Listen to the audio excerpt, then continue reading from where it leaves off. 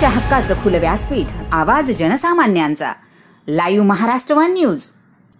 CP. Radhakrishnan यांनी घेतली महाराष्ट्राच्या राज्यपाल पदाची शपथ. मुंबई. महाराष्ट्राचे नवनियुक्त राज्यपाल सी.पी. राधाकृष्णन यांनी राज्यपाल पदाची शपथ घेतली.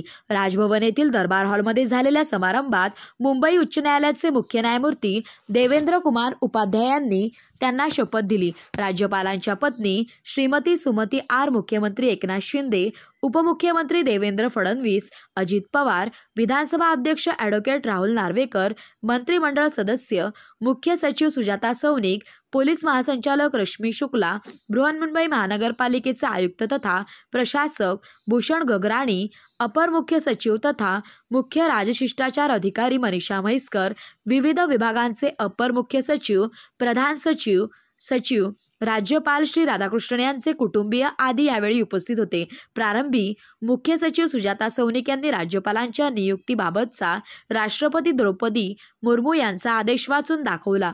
शपथ सोहळ्यानंतर मुख्यमंत्री एकनाथ शिंदे, उपमुख्यमंत्री देवेंद्र फडणवीस, अजित पवार यांनी राज्यपालांना शुभेच्छा दिल्या. उपसंपादक Shubhada Biggardive, bureau report, smart Ahmednagar news.